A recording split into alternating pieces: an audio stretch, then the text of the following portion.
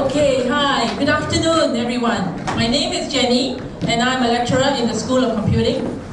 So welcome to this session on ICT applications for transforming businesses. Okay, I'm delighted to be here today and to introduce you to two esteemed speakers who will talk about the future of work, specifically using ICT to transform business. And this will be followed by a panel discussion, a Q&A. And let me share the Mentimeter code. You can key in the questions to ask, or at the end of the talk, you can also come out to the side where we have mics are available to ask the question in person. So before I introduce the speaker, the first speaker, we're giving out the stickers, right, where you can put inside your activity card. Viola from School of Computing will be going around and check who needs the stickers.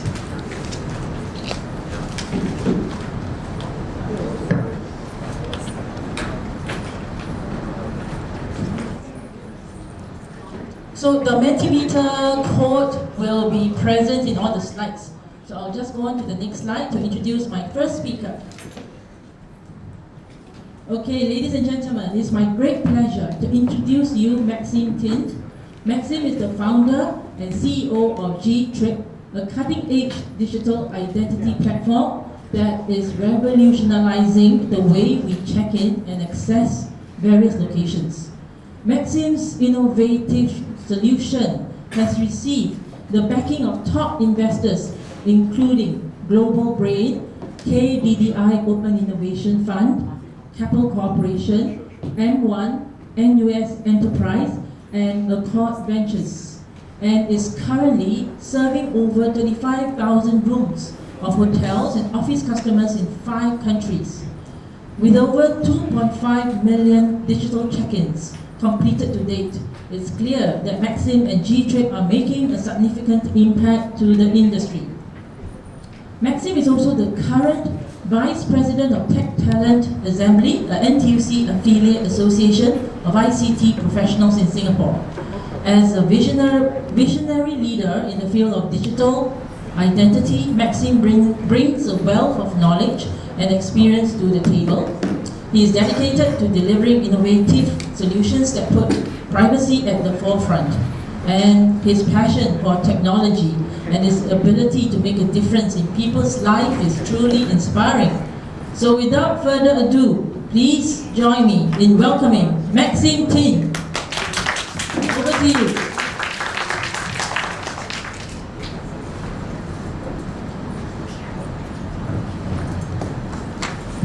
Thank you. Hi, good afternoon. My name is Maxim. I'll just keep it very casual since this is such a small room. Just treat it as a two-way conversation, a friend sharing with you what he has gone through during his poly, and feel free to ask questions to the Mentimeter later. You can ask me personally as well. Just a bit of an introduction about myself. I'm actually a Burmese Chinese. I was not born here, so I was born in Myanmar. I got a scholarship, back then they call it a chocolate scholarship, to study at Singapore Poly. And I started in a School of Computing, we back then called it Diploma in Information Technology. And it was a memorable year for us because we were told, this is our first intake. We officially changed name from JSIS, used to be called Japanese Software Institute, now Singapore Polytechnic, a true diploma, and we went through the information system IT route. So straight out of school, of course I tried a few different jobs, but my first serious job was this company called Cornerstone. We were doing data warehouse and business intelligence solutions. So we basically help the companies build their reports, dashboards, to make sure they can do better decisions in the businesses day to day. That was my first job. I was number 4 employee in that team. We grew to 150 people over 6 years. And at that time, we were acquired by NTT, the largest telco in Japan. So through that acquisition, I managed to cash out some of my stock options because it was a small company, so we were paid not just in cash, but also some shares in the business. After that, it was a good time for us as well because 2012 was the year some of the markets in Asia are opening up, specifically Myanmar. So, and it was the place I was born in, so I thought, take advantage of this opportunity to capitalize on the changes. So I went back to Myanmar for about 2-3 years. I originally invested in this business called carsdb.com. It later became the largest automotive classifieds website from Myanmar. So it's something like SG Carmart, but for Myanmar market. Long story short, we got an investment from Frontier Digital Ventures. After that, I also became a shareholder in Frontier Digital Ventures, and we went for a group IPO on Australia Stock Exchange. So that was kind of like a good conclusion to my 2-3 year stint in Myanmar. And after that, I came back to first Singapore. I also wanted to take a bit of a sabbatical to find out what I wanted to do with my life next. So I actually moved to California.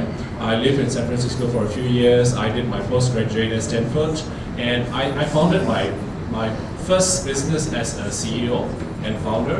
It was called Gtriip. So, and again, when I say I started from scratch, I founded because it's very different from investing into a business that someone has started. So this one, you start from scratch, you are the employee number one. So I started in the US, but over the years, we started moving a lot of our operations to Singapore. So today, most of our colleagues are physically based out of Singapore. We have an office in the US, and some of my colleagues are stay based there. But 90% of the team is physically in Singapore today. And what we do, in short, well, you can just look at the website, but in short, we provide hotel check-in on the phone. So instead of having to go to the front office, you can just go from the Changi Airport straight to the hotel room, as if it's like your house. The business is what I do for a living, my day job, and this is my national service. So by the way, talk about national service, during my poly, a lot of my friends were very similar because they have to go for NS after their final year. I was actually exempted because I'm a first generation PR and citizen. Later on, I actually volunteer, so I joined SAF Volunteer Corps. In fact, next week is my reservist. So I was scolded by my friend, like, hey Max, why you want to do this? You got exempted, you still go and volunteer for this. So now I also volunteer in another organization called Tech Talent Assembly. So it's a non-profit organization. It's actually originated from NTUC for tech sector.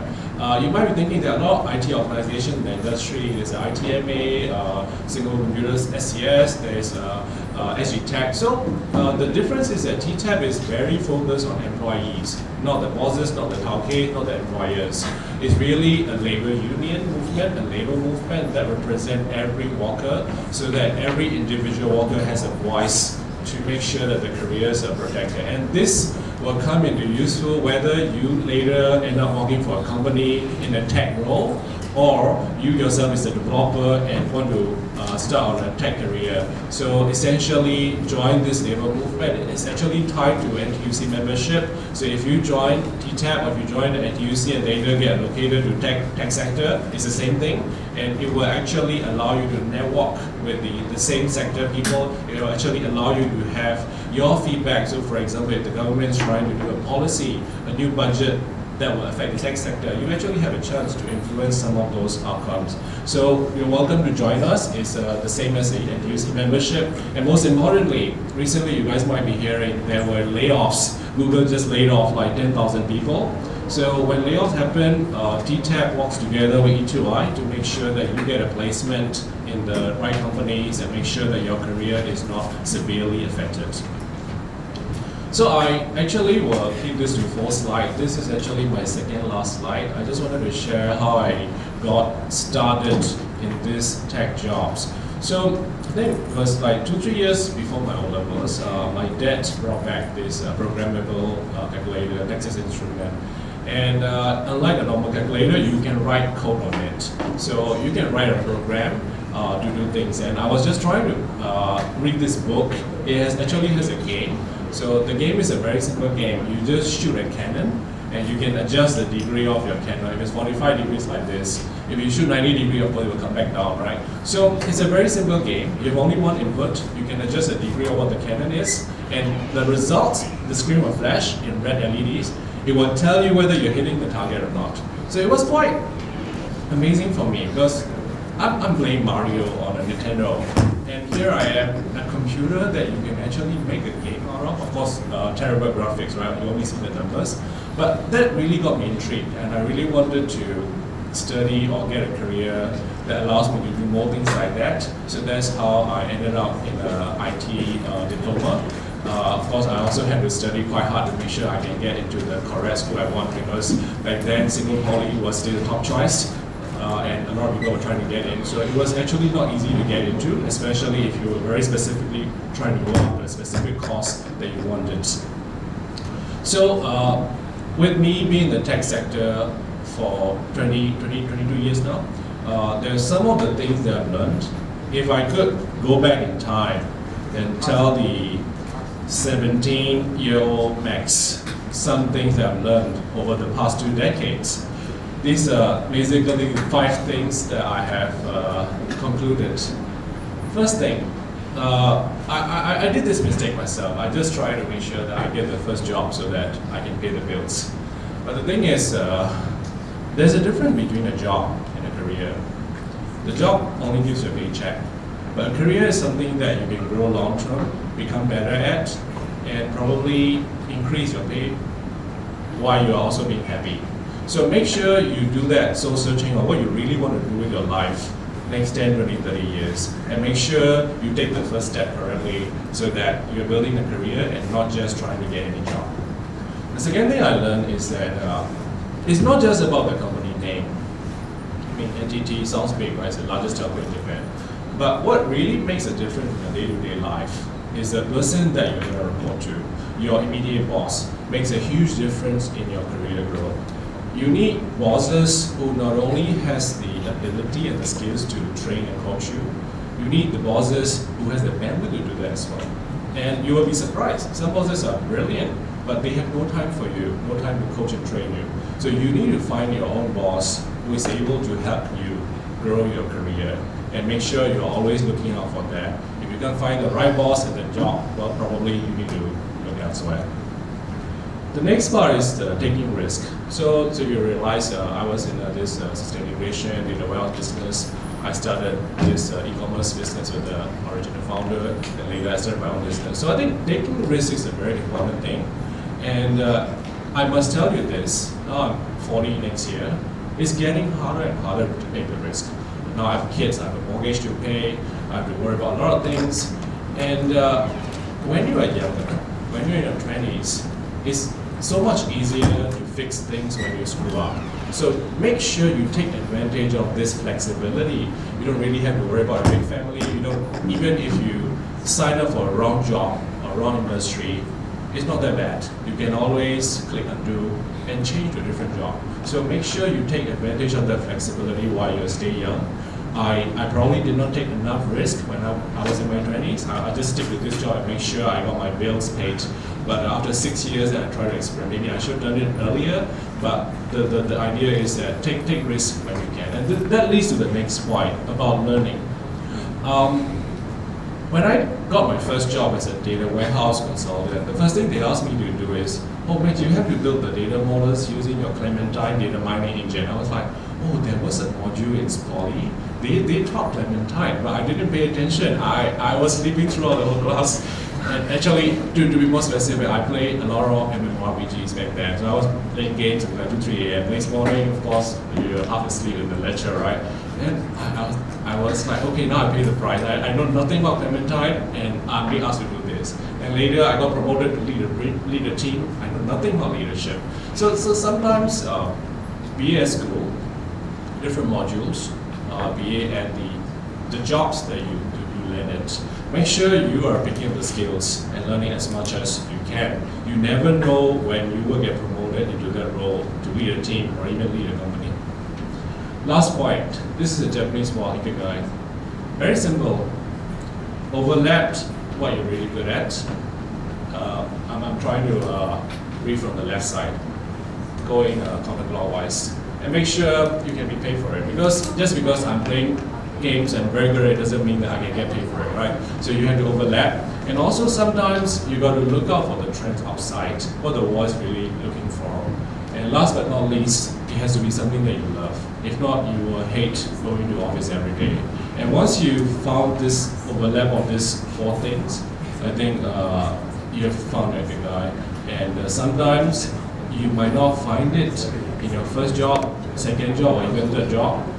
Over the years, I hope and I wish that each of us gets closer and closer to a Ikigai, because what the concept seems to say is that that's where the happiness in life is about. So I'd like to conclude here with a closing statement. You know, a lot of my friends in Poly, most of my best friends and my classmates share with me, Max, Poly is not my first choice now. I did not manage to get into JC, so therefore I ended up here. I was one of those odd ones that I purposely tried so hard to get into Poly and get this course. But regardless, I also had my ups and lows. For all of us who start from different places in life, it doesn't matter. What matters is that how and where we finish. Thank you.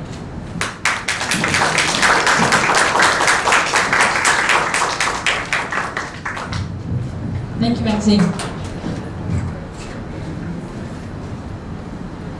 Ladies and gentlemen, I'm happy to introduce Eileen, Head of Technology Services at Stone Forest, who has made significant contributions to the field of technology.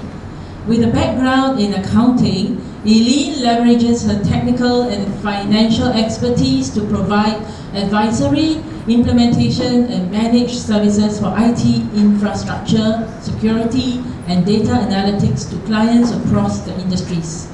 She leads the Business Continuity Planning Committee and serves as the Data Protection Officer for the group. As the Program Director for IMDA's CTO as a Service program, Eileen is also actively involved in digital consultancy work and helping local SMEs simplify workflows and manage their digital transformation efforts. There's a lot on them. Let me welcome Eileen to SP at this talk. Please join me in giving her a warm round of applause. Eileen.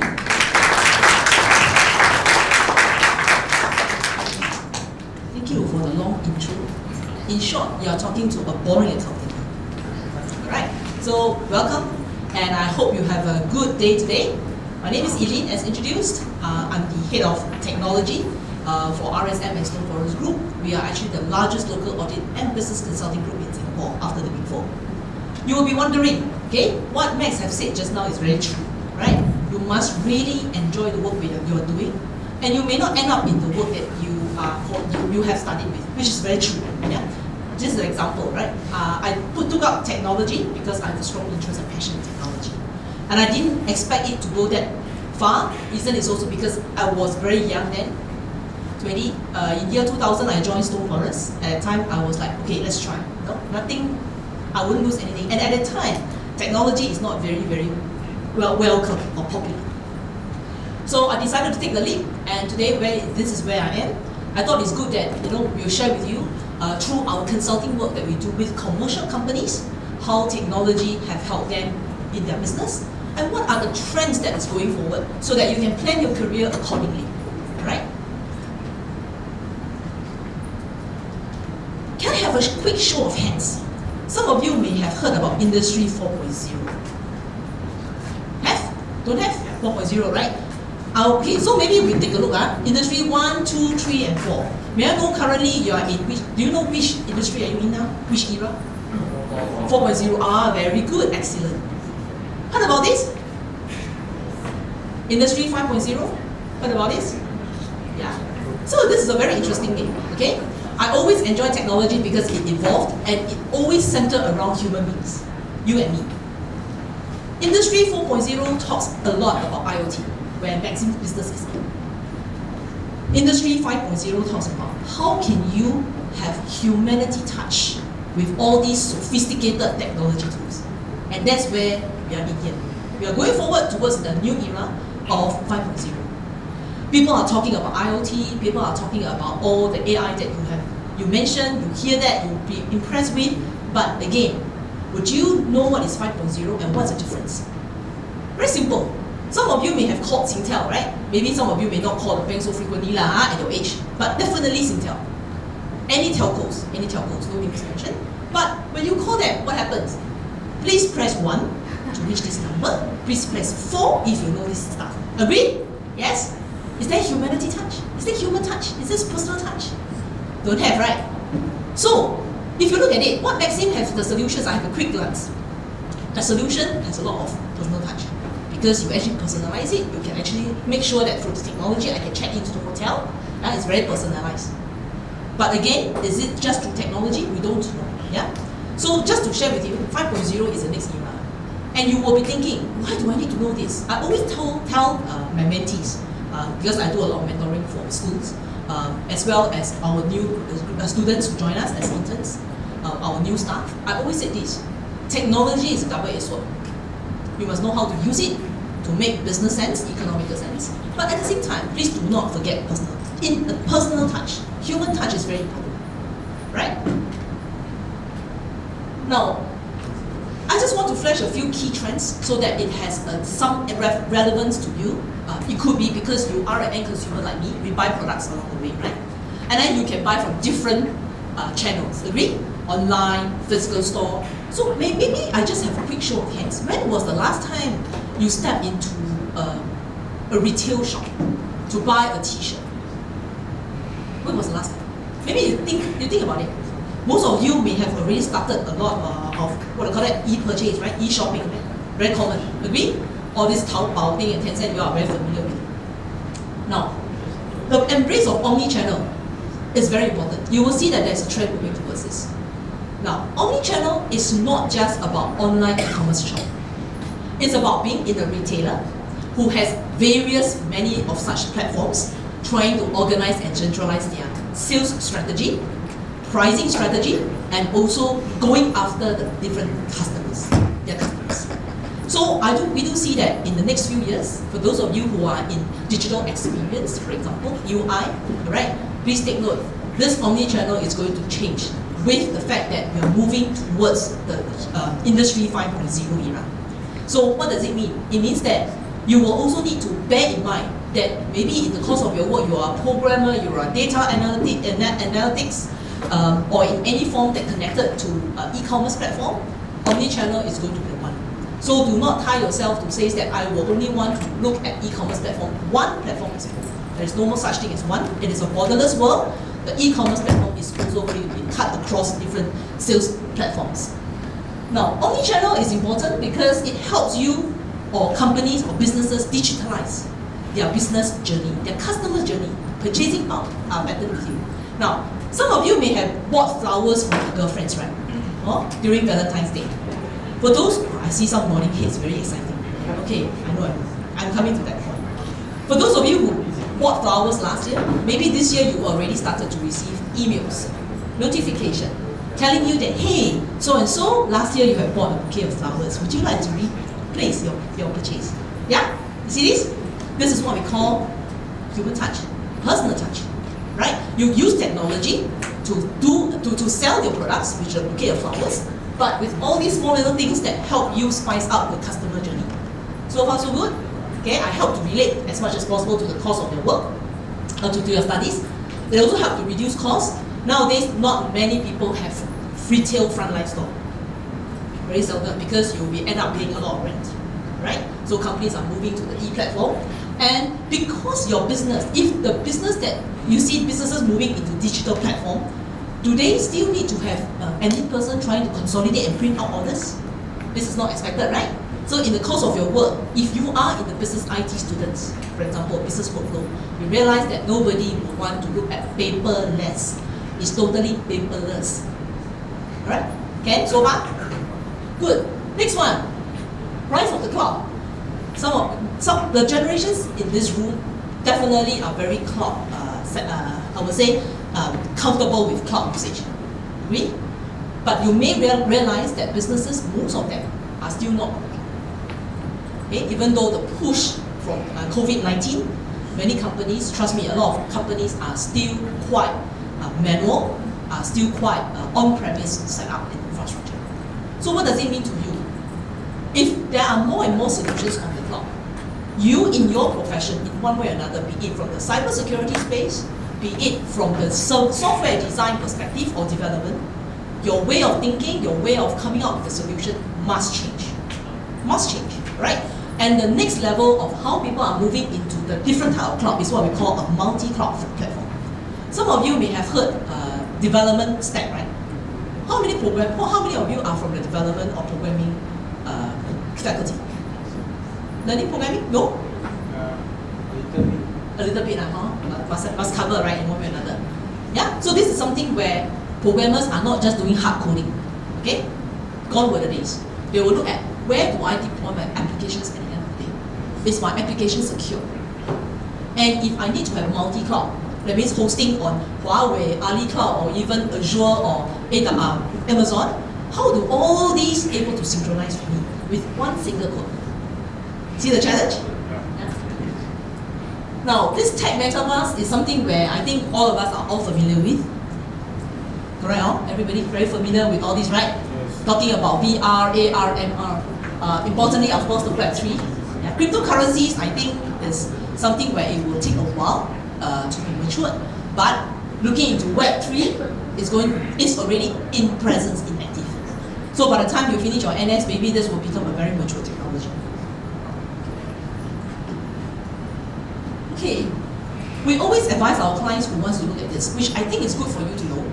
For companies or businesses who wants to go into metaverse, we will always ask them to go on a slower approach. Because it's the first time they are doing this. They're not developing something that is from scratch alone. So we always look at how can you do a test and learn approach, right? Focus on demand and what motivates users. Again, user experience. Remember, I keep telling you guys about human touch, personal touch, right? Creating an engaging experience and captivating content. Responsible metaverse. What is responsible metaverse? It means whatever you do, whatever you develop, okay, it must be less carbon prints. Don't ask me how programming can be carbon prints. I should be asking programmers because remember, I'm a boring accountant. But typically, we look at it. We look at where the applications are being hosted. Okay, how much carbon prints are being generated, and so on and so forth. And interestingly, for those who are doing in data analytics right now, measuring carbon prints, okay, sustainability is very important. Okay, so go towards this direction. Now, we always say that everybody wants to go to the cloud. Agree? Everybody is comfortable with cloud technologies in one way or another.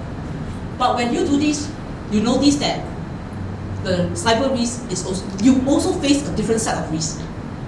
The risks are more on the cyberspace. Correct or not? Oh, correct or not? Everybody quite familiar? Ransomware is just one of the many. So all these cyber risks are important. You may be thinking, what has that got to do with me? As an IT professional or as an IT consultant, you must be familiar with these risks so that you help businesses manage their risks. Now, have any one of you heard about cyber security insurance? Anybody heard about cyber security? We all know, right? H&S, right? Hospitalization and surgical, right? Yeah? Now, cyber security insurance is a very important topic upcoming, right? You will see that most companies, not all companies, may not be eligible to buy the cyber security insurance. Why is this so? Because the software that was developed, the infrastructure that was used to host the application, or even the practices that not enough IT governance to help businesses manage the risk. So, cyber insurance will not take the policy. So this is a trend already in the market. You must know because you cannot say that I'm just a programmer. I leave the rest of the things to the rest of the people, to the other colleagues. Then you will not be in complete understanding of the digital space or in this metaverse, for example. Next trend you probably will see. Anybody knows what is personal data protection? No or don't know? No, right? PDPA, right? Right? This is important because we are all end consumers. We sometimes will want to have discount, right? We will always volunteer our personal information. And you probably heard from the news about how there are data breaches. This is important. Just to let you know, right, that because of the cyber threats, growing cyber threats, we anticipate that there will be at least 2 times more of the breaches that's upcoming. Data protection is going to be a must. PDPA is already a must. It's already a law in place to help companies make sure that they are able to comply to this. So when this thing happens, what does it mean? Your application must be protected, right? Your data must be secure, right? So you see, whatever we see in the marketplace right now, or what is happening around us, it actually has an impact on the way or the work that you do. I just want to, give some quick overview of digitalization. Digitalization is actually a long-lasting green and organic. It can be in a long, organic way. Why? Because less footprints, right? For example, the way you write your codes, if it takes 20 minutes to generate a report versus a 3 minutes, that's a lot of carbon footprints. We will also talk about moving from digitization to automation. By the way, just to let you know, digitization to consultant and digitalization to consultants are two different terminologies. Right? Digitization is only converting to ink into digital copy. But digitalization is different. It's looking at how to integrate all this together, not just from a business workflow or data, it is from infrastructure, from security. And of course, the next thing is IoT and predictive analytics. I think going forward, you will see more and more of such smart offices, smart factories, smart homes, and of course, we have Maxim here that share with us how you can even have a seamless experience of checking in to all the way to hotel. You just imagine that you go to a foreign country, things are all done to you without any language barrier. Isn't it wonderful? That's how technology is able to disrupt us. So in short, I have shared these 6 typical trends. Okay, in one way or another, it will have an impact to the work that you're going to do or the course that you have taken. So in summary, omni-channel, why I bring up this is because it's going to be a norm. Right? If you are in retail space, you are doing e-commerce space, this is a must for you to know. Cloud, metaverse, cybersecurity, data protection, and sustainability. Remember, sustainability. 30 minutes versus 3 minutes of running a report makes a lot of difference to a company. Okay. So a little bit about us. I mentioned we are the largest local audit consulting as well as business advisory group. We have about 1,000 employees. We are organized into RSM and Stone Forest, two brands. I'm from the Stone Forest Business Solutions Group, responsible for technology business. And if you're interested to know more about us, you can go look for us on our website with all these social media. Okay, that's all. If you have any, just get connect with us. Thank you very much.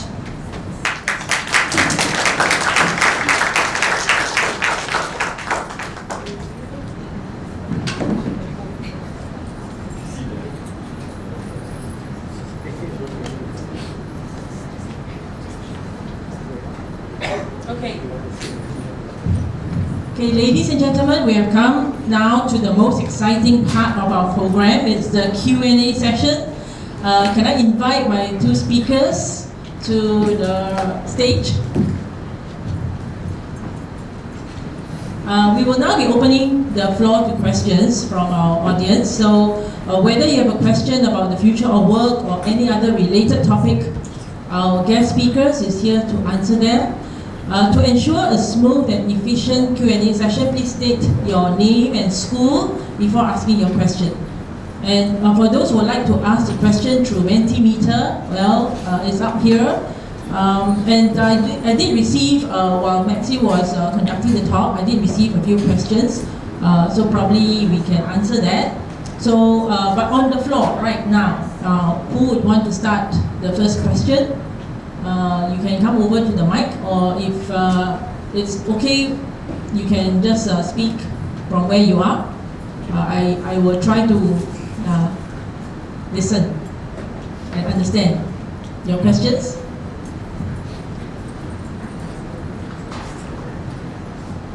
This one.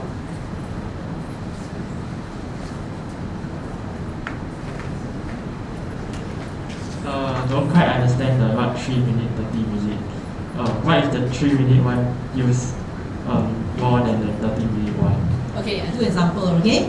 If you take 30 minutes to run a report, you use more energy, right? That means to say, in terms of computer, you will have more heat, right? So there's no sustainability. I'm giving you example, alright? So in our companies, yeah. So that's the part where right now in businesses, people are measuring this, especially in maritime business. Measuring all these carbon prints are important because they want to reduce carbon tax. So in the end, it hits the P&L of the company. Like I'm thinking of the 3 minute maybe run on very high power computer. Then the 30 minute can be a very low power device. So maybe the 30 minute can use less power than the 3 minute one. Possible, it's a good point. But we will always look at logic, the programming logic, whether the reports formulas are right or wrong. Yeah, so that's really what we're looking at, assuming that everything remains unchanged. Yeah, these are all engineering students, huh? Let's keep it light. We'll do all the calculation. Yeah, let's keep it light. Yeah. Maybe my question would be, what advice, maybe from each speaker, would you give the coming graduates in terms of networking? How to start off right? What are the soft skills that they should focus on, and also any networking opportunities, where to go, and how to get investors as well, if they really have a very good idea. Take a jab at this. First of all, it's going to take some energy for you to go out of your comfort zone and talk to strangers. I, for example, was an introvert, so I hate talking to strangers. But if you have an idea and you need investors to invest in that, you have no choice, right? You have to find a way to get connected. So networking, communications are important skills other than writing code for your idea to get funded. Where to network, it depends on what you're trying to do. So if you're trying to build a product in, let's say, electric cars, then you have to identify where the electric car events are at, where are the prominent players, and you want to get yourself connected to people. But one thing I noticed throughout my years of networking is that sometimes you don't know when you're going to need a contact or a person to introduce for you. If you try to reach out to somebody only when you want that person contact, it's probably too late. You want to network before you even know that whether you will need that person help or not, so that later in some corner where you need some introduction, maybe the person might not be able to help you directly, but maybe he or she knows somebody that could help and they can introduce for you. So you cannot really go wrong with networking. Just make sure that you remember your time is limited. So be very focused on who and where and which sector you network with, so that it later becomes useful for you. I agree with Maxim. I think networking is important, but I always advise that be yourself, be genuine. That's very important. We have seen many peers, probably even though we are introvert, if you don't realize we are very introvert people. I have to say that be yourself, be genuine when you connect with people, so that people can feel that you are sincere, you're genuine. People remember you not because you are who you are as a designation, but as a person. And the other part, because Maxim talked about more on the funding, I think from my side here as a consulting team, we will always ask ourselves, if you want to be an entrepreneur, what is the purpose of the business? That's important. How will your products or services impact the customer? And I don't believe in complexity. I think simplicity helps. Having simple business model, having simple product to solve a complex problem, I think that will be your, I would say, barriers of entry by a lot of competitors, and also really true self of that firm or the product or the service that you want. The purpose is important. Okay, thank you. I have one question from the Mentimeter. They're asking about maybe the both of you could be able to share your ideas. Did you ever think of changing your profession when you encounter difficulties along the way? Yes. So just now I was talking about my life story, right? So after my O-levels, I actually got an offer letter from the School of Medicine to become a doctor, but that was not what I was passionate about. But if you ask me, do you ever regret? Do you ever think what life will be like if you're a surgeon or a doctor instead? I always wonder, maybe I'll probably make more money, maybe I'll be less happy, but I don't know, right? But the thing is, back to just now what Eileen said about purpose, the only thing that keeps me grounded and back to my original mission is I always try to recall why I'm doing all this. What is my internal compass? So for me, when I die, I want my tombstone to be able to say that this is a guy who laid the foundation for digital identity. He made sure that people can go from airport to the rooms without even having to go to the front office. I think that is a cause worth dying for and worth fighting for. So as long as your inner why is strong, you will not be so distracted by the temporary setbacks, and you will try to fulfill that mission. I definitely have changed my career from a boring accountant to a technology consulting firm. Yeah, that has really changed. But if you ask me, yes, I don't think I have regretted at all. When things happen, I always say that it happened for a good cause. It could mean when one window is closed, the other window is open. Yeah, and if you want to be an entrepreneur, that is the spirit you must have. All right, and I always tell our people, when you have a very clear purpose and you believe in it, okay, then you should always tell yourself there is no return. Make it successful. Thank you. Okay, and some specific question for Maxim is the question was asked like, how was Gtriip idea founded? So I was traveling a lot after the IPO of that Frontier Digital Ventures business, and during my traveling, I had to fill up a lot of forms. When most countries require you to fill up the custom immigration form, custom declaration form. When you arrive at the hotel, this is back in 2010, you have to fill up this guest registration card and sign, pay a credit card. And being an IT guy, it occurs to me that why does it need to be so manual? Why do you need to fill up so many forms? Is the immigration system not talking to the airline? Are they not talking to the hotel? Why are they and remember, my previous job was data warehouse. I do ETL jobs for a living, so I know it could all be done technically, just that no one bothered to create this kind of user experience. Well, of course, I thought it's going to be easy, but the reality is that there's a reason why no one's doing it, because it's so hard to build a product like this, integrate with all the legacy systems, and of course make sure it becomes a sustainable business. So that's how I started. Thank you. For Eileen, there was a question asked, how is Stone Forest looking for any interns in the cybersecurity field? We always welcome anyone who has interest to join a firm like us. To be honest, not every technical guys like to join consulting firm like us, because technical guys will want to go into all the very sexy big company names who owns IP. We don't own any IP, technology IP, so that makes a difference. But I always believe that we help businesses leverage on technology to grow their business. Thank you. Okay, thank you. Okay, probably a few more questions you can send to Mentimeter, as well as the mic is over there. Feel free to just ask them personally. Okay, moving on, like we have ChatGPT or the AI chatbots. How do you see technology moving on in terms of the future of work?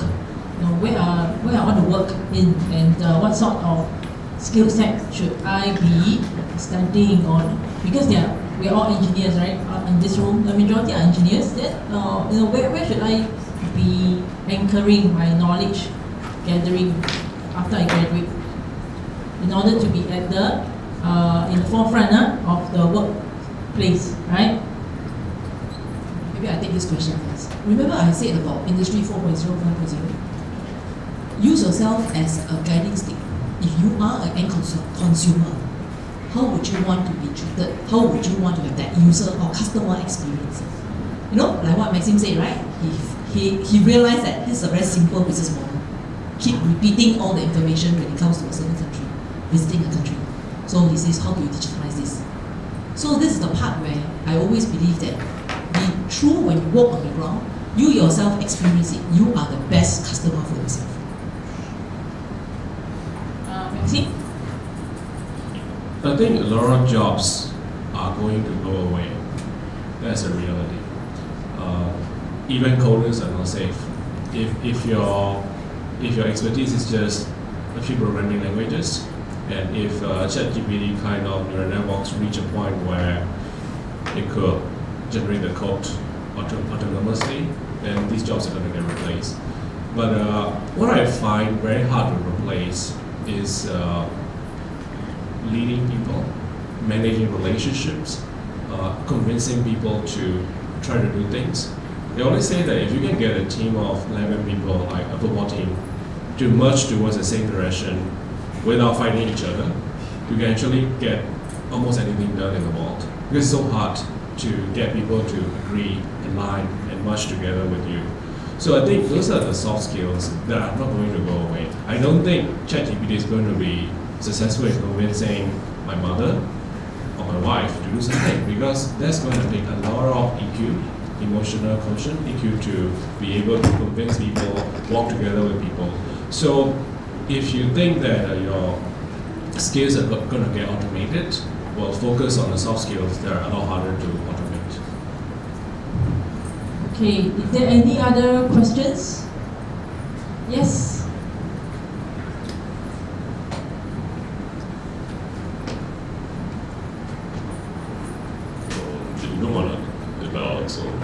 So, if, let's say I have an idea in mind and I want to be an entrepreneur, at what stage in life, as well like a generic Singaporean, should we start to think about, hey, when should we start our business?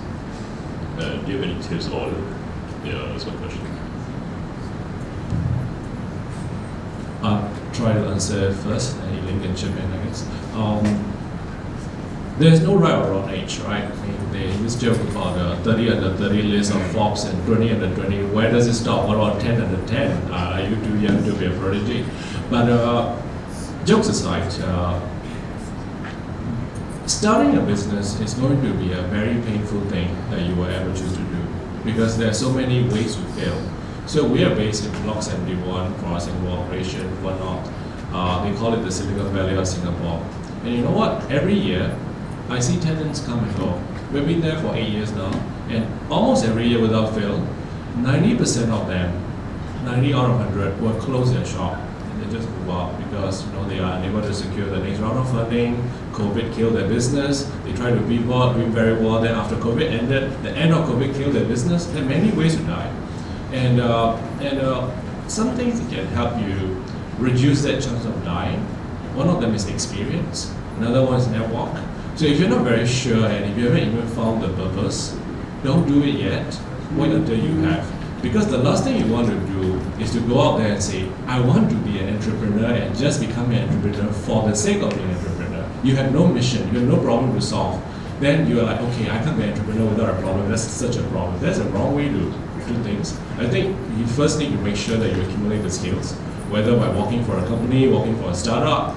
But I think working for a startup is a valid career path. You can get paid well working for some of the top tech companies and startups like Shopee, TikTok, Grab, and get the right skills. But there's no right or wrong time. But if you think you have found your mission and calling in life, then I think that's the right time to start. Yeah, I agree. Some of the successful businessmen, you probably know that they actually got into their own business when they got retrenched. Realize this? So when you're young, there's nothing to lose. Go and work for companies, gain the corporate experience, understand what is business like first. And when I always say that you must be a responsible entrepreneur. Yeah? Once you reach 21, that will be your time. It's your show, to really get into a business that you want. There's no best time. Okay, thank you so much. If there's no further questions, then can we give a round of applause to our speakers, Eileen and Maxim? Thank you so much. Okay, ladies and gentlemen, we've reached the end of this insightful and informative talk with Eileen and Maxim. And I hope you have gained valuable insights and transformation about the future of the digital economy and what it takes to succeed in this fast evolving field. Eileen and Maxim's journey is truly inspiring and serves as a reminder that with hard work, determination and a passion, aka ikigai, yes, for what you do, anything is possible. So we are grateful for their time and for sharing their knowledge and experience with us today. Did you get their IG and their Facebook and LinkedIn account, yes? So with that, I would like to bring this session to a close. Thank you all for being here today, and I hope you have a wonderful rest of your day. Thank you. Afternoon is please proceed to 11 Square, where our PCO, Mr. So Waiwa, will be giving opening remarks, and the food zone will be there as well. And I invite the two speakers to 11 Square, where PCO will give you a token of appreciation as well. And as well, dinner is served there. Thank you so much. Sorry, we do have some freebies for you guys to take home, so feel free to come and take. Thank you.